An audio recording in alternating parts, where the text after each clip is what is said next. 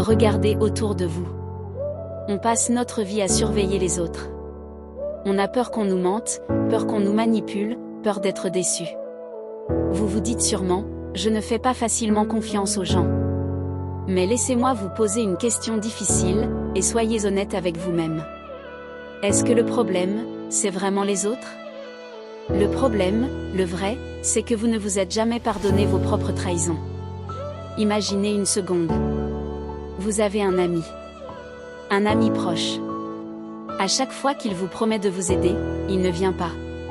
À chaque fois qu'il vous dit qu'il va prendre soin de lui, il s'autodétruit. À chaque fois qu'il vous jure qu'il sera là demain, il disparaît. Combien de temps resteriez-vous ami avec cette personne? Pas plus de quelques semaines, n'est-ce pas? Pourtant, cet ami toxique, c'est peut-être vous. Envers vous-même. On accuse le destin, les échecs ou les personnes qui ont croisé notre route. Mais la vérité, c'est qu'on s'auto-trahit tous les jours. Pas avec de grands drames, non. Par des micro-comportements. Des petites actions invisibles qui, goutte après goutte, vident le réservoir de notre estime personnelle. Quand vous ne croyez plus en vos capacités, ce n'est pas parce que vous manquez de talent. C'est parce que votre cerveau a enregistré que votre propre parole ne valait rien. Dans cette vidéo, nous allons mettre en lumière les 3 trahisons silencieuses que vous subissez chaque jour, de votre propre part. Et surtout, comment briser ce cycle pour enfin redevenir votre meilleur allié. Commençons par la première trahison, sans doute la plus courante et la plus destructrice pour votre énergie, dire oui quand tout votre être crie non. Rappelez-vous la dernière fois que cela vous est arrivé. Un collègue qui vous demande de finir son travail alors que vous êtes déjà débordé. Un proche qui vous sollicite pour un service qui vous épuise d'avance. Ou simplement une invitation à sortir alors que vous n'avez qu'une envie, rester chez vous pour vous reposer. Qu'est-ce qui se passe à ce moment-là?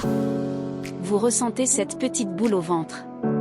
Cette intuition qui vous dit, ne fais pas ça, tu n'as pas le temps, tu n'as pas l'énergie. Et pourtant, vous ouvrez la bouche, et le mot qui sort, c'est « d'accord, pas de problème ». Mais en réalité, le problème est immense. Pourquoi fait-on cela? Par peur. Peur d'être rejeté, peur de passer pour quelqu'un d'égoïste, peur de ne plus être aimé.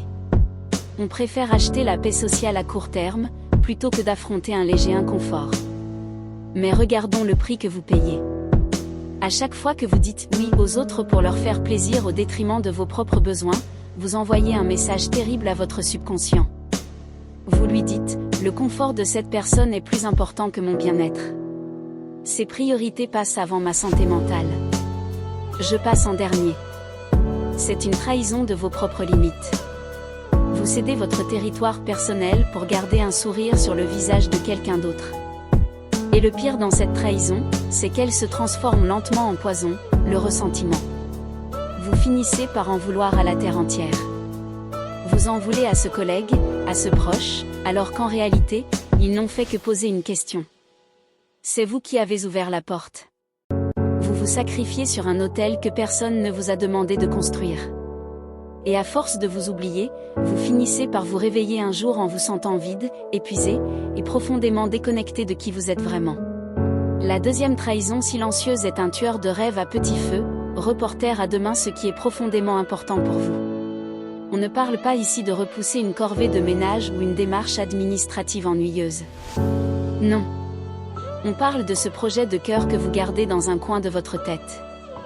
Ce livre que vous voulez écrire, cette formation que vous voulez lancer, ce sport que vous devez reprendre pour votre santé, ou cette discussion cruciale que vous devez avoir avec votre partenaire.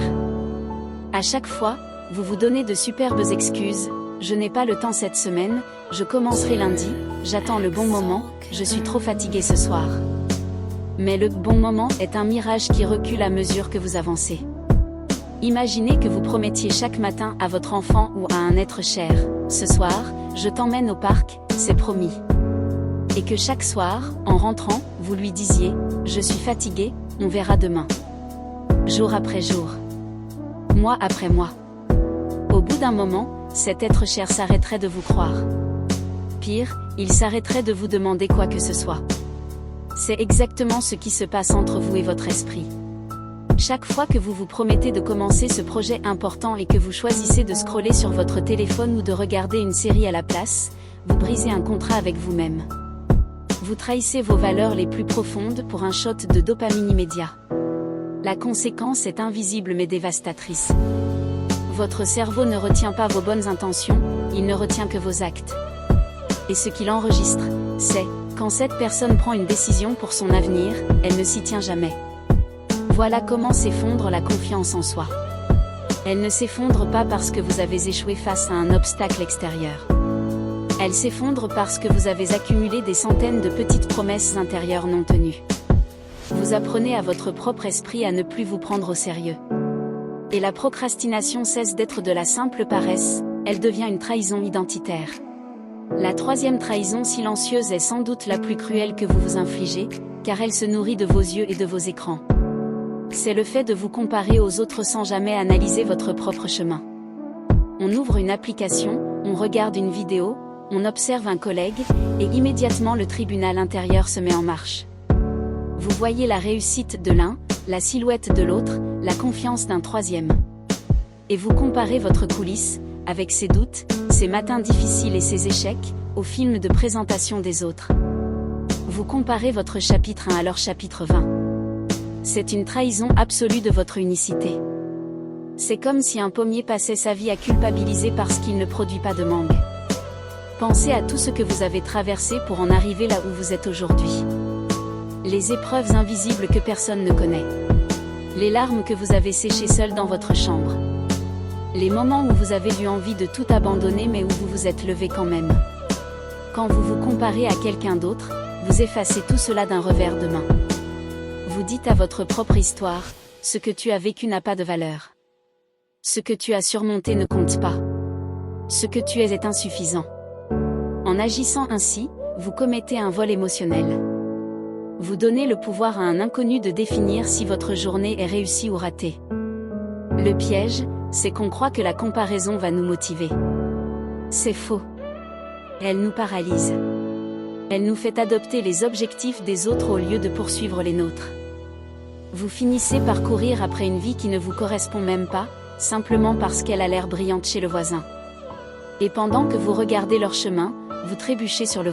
Si cette vidéo vous a aidé, abonnez-vous à ma chaîne YouTube. Likez et partagez pour plus de conseils. Merci pour votre soutien.